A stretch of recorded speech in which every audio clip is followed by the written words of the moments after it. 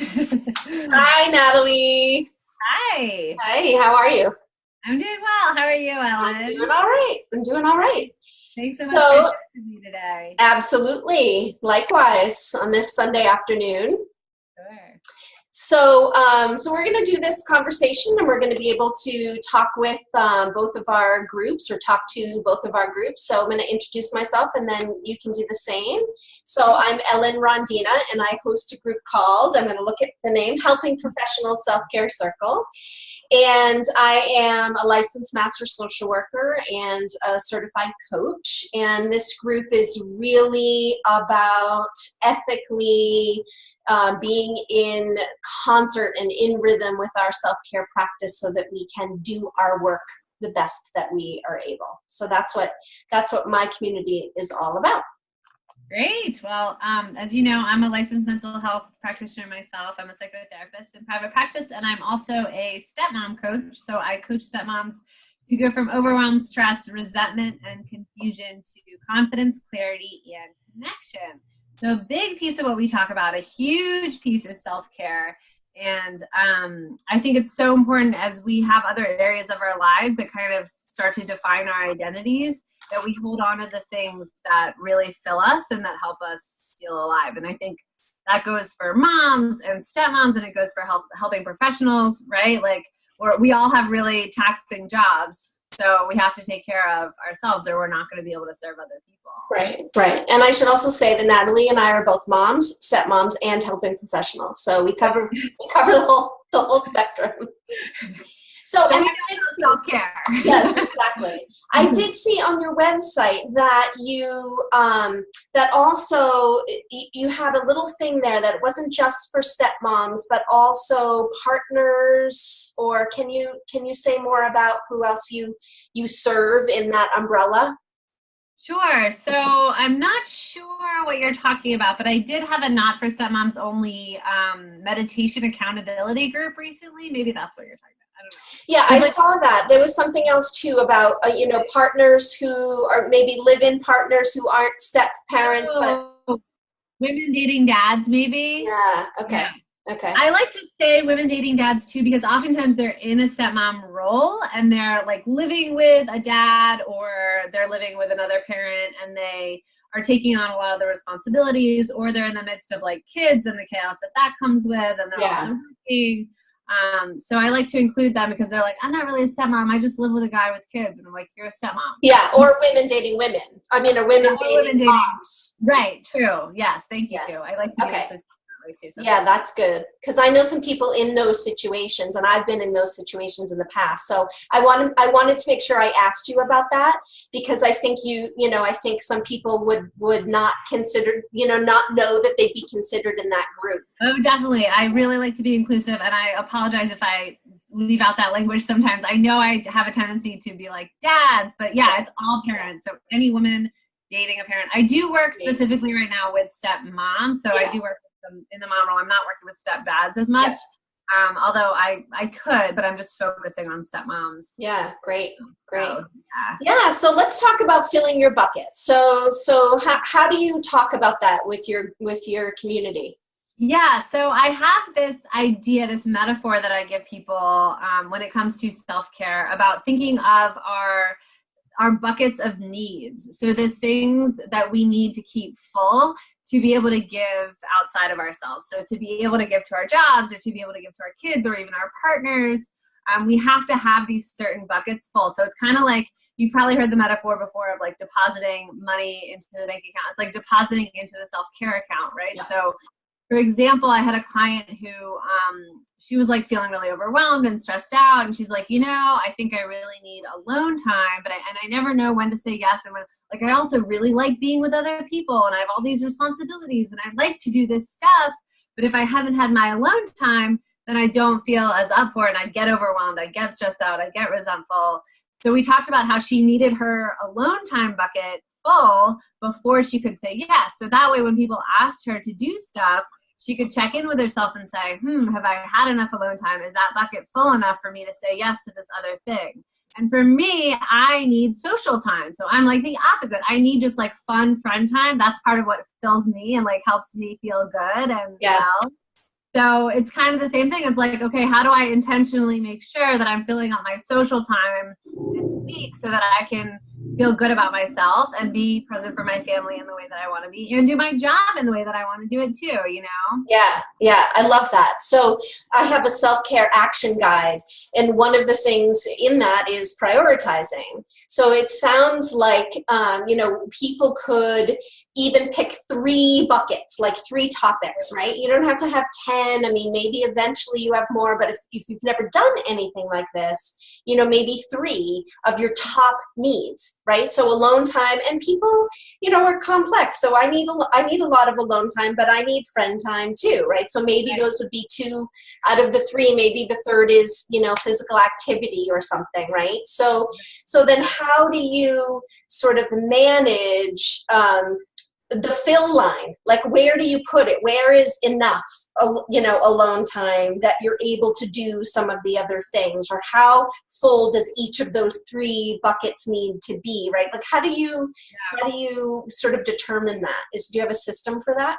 Well, I don't have a system for that, but I do think it's about self-awareness. So it's about just like checking in with yourself in a way. I know that, like, for example, if I start to feel drained or if I start to feel stressed out and I can sense myself like losing energy, or maybe I get kind of cranky, like crankiness is a really good thermometer for like, okay, maybe I need some self-care, right? We all have cranky moments. And a lot of times when we're acting out on our families, the people closest to us, it's because we're not full ourselves, right? Or maybe like as a helping professional, you're having a lot of like more than usual countertransference, or like getting exhausted by your clients more than you normally would, right. Or you're finding yourself spacing out in sessions or whatever you're doing, like you're not able to focus. Like those are all kind of little clues, and hopefully you catch them early on before it gets to the point where you're like completely depleted and not functioning well, right?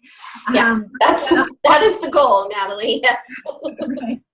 So there's times when I'm like, why am I feeling so like cranky towards my partner? And I'm like, my social bucket is not full enough. Like I need to make plans. And then I do. And then I, have the social outlet and I feel so much better. And then I could be living to my partner and I'm a better mom for my kids. And so, do you have a system that you use? I'd be curious to hear. It's a good question. Not necessarily, except that it's very regular. So that my self-awareness is all the time. And that's sort of a goal, right?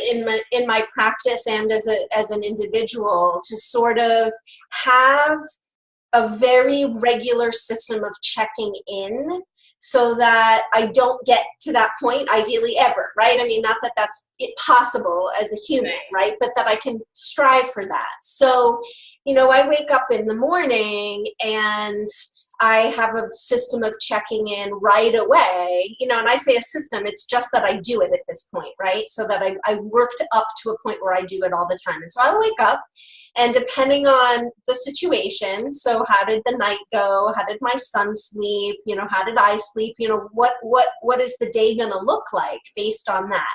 How much energy do I have? Am I going to be able to follow through with the plans that we have, or do I need to switch gears? If it's a day that I don't have my son, do I feel well enough to go to the gym this morning, or am I going to do yoga instead? So I have that check-in system where I ask myself those questions throughout the day. So it's about the schedule. It's about how many things I do. Do I stick to what I, have on the calendar, or do I need to make adjustments? What do I do for physical activity today, depending on how I feel? What do I need to eat? Do I need more protein? Do I need to eat lighter? Do I need more water today? So it's really this all day kind of check-in process that I have to fill those buckets. So I have not done, I love the idea of the bucket, so I'm going to do that for myself and sort of think of what buckets are kind of the most important. Right. But yeah, so for me, it's a check-in. It's a series of questions that I ask myself so that I can keep those buckets full kind of all the time. Yeah, I love that. That's so smart. And as you're talking, I'm like, that's kind of how I teach my clients to work too. And I personally have my own little systems of doing that too, without even, as you're talking, I'm like, that's totally it. Yeah. And I think too, there are some tools that like journaling. I do usually 90% of the time try to take the time to like write a little bit about where I'm at in the morning, like you're saying, like maybe there's something bugging me. So like, what is that? Just taking a moment with myself. So any way we have of like increasing our self-awareness, I think journaling is an amazing way to do that. I agree. I'm a big journaler. And even though I don't do it all the time, I've been doing it since I was 14. So sometimes I'll go stretches where I do less of it than other times, but writing in general, I find to be one of the most important tools that we have, right? For ourselves, communicating with ourselves and with others. So stuff comes out when you're writing that you don't know is in there, right? Totally. So it's just, it's like your own insights coming out. Yeah, and it's like a way to process where like your brain is kind of, you know, working in. I think there's actually a way, I don't know the science of it, where when your hand is moving and your brain is working, there's like a processing that happens that helps you process. Yep. I've often said that there's 3 things that I think are really important for kind of self-therapizing, a way to keep self-aware and also release energy, any stuck energy, and also like kind of detach from your emotions. So meditation, movement, and writing are like the 3 keys that I've found. And I've seen that work really well for myself, and I've seen it work for my clients too. So sometimes and not everyone like is called to journaling. Like some people are comfortable with it, and that's fine, and they can find other things. But generally those 3 things, they kind of cover all the areas of like helping you be self-aware, expressing what you need to express, doing some processing on your own. And I think those are really good ways to kind of like keep yourself in check and stay aware with yourself. Yeah. So I'm going to say 2 things about that. And I don't want this to get, too long for everybody, but I want to circle back to the buckets. But I think one bucket could be the self-awareness. Like that in and of itself can be a bucket, right? And so those 3 things that you mentioned are 3 things that you can do to fill that self-awareness bucket, right? We can sort of look at it that way. I also think that with journaling, people immediately think writing, and there is a science behind that brain to hand process. But of course, our brains are changing with technology. Right. So younger people's brains, people who are digital natives who are growing up with technology, their brains actually look different. So the science is going to change, right? So I also want people to know that they can grab their phone and click record, and that can be a way of journaling. It doesn't have to be by hand, right? There's other ways of doing it. And also with meditation, I know the idea of meditation really terrifies a lot of people, and people have tried it and they think they're not good at it. And I think, I've been practicing and teaching meditation for a very long time, and there are so many ways of doing it, and it can be very simple. It can be a walk, and just the way that you go on this walk, the intention behind it, how you sort of approach it. 3 breaths can be a meditation. It's seconds, 30 seconds, right? So without getting into all of that, just to sort of pick up on those 3 tips that you shared, that there are ways of doing it that can work for anybody, right? Totally. Yeah. But I love that. I love that self-awareness bucket. Yeah. Idea. Yeah. I also like when hearing you talk about your day and your energy for the day. I think there's cycles in our day, there's cycles in our month, there's cycles in our week, there's cycles in our lives, where different buckets might come up as being the most important, which is why the self-awareness thing is so important, because at different stages, depending on what we have going on or who we are as people, like we're changing all the time, right? So our buckets might change, right? And we have to keep the self-awareness going so that we can be aware of like, oh, exercise right now might not be what I need. Like instead I need to rest more and focus on my work and resting, or my kids, or just whatever. Like there's always changing things. I hear clients all the time. Like I had a client in here today. She's like, so I work 9 to 7, 6 days a week, and I feel so lazy because I'm not exercising. And I'm like, I don't think this is the season for exercise. I think it's okay that you space out in front of the TV after work every night before you go to bed at a reasonable hour. So I think it just depends on your season. Like it's important. The most important thing is the self-awareness and like the self-compassion, right? Too, about like whatever season that we're in or cycle that we're in. Yeah, I think that's so key. I think one of the things that we can allow ourselves when it comes to self-care is balance, right? So I'm all about balance over a very long period of time, like a lifetime. Right? So not even balance in a day, not balance in a week, but like, how did you do this year? You know, like, did you exercise a fair amount over the year? Like, are you eating pretty well for the whole year? Great.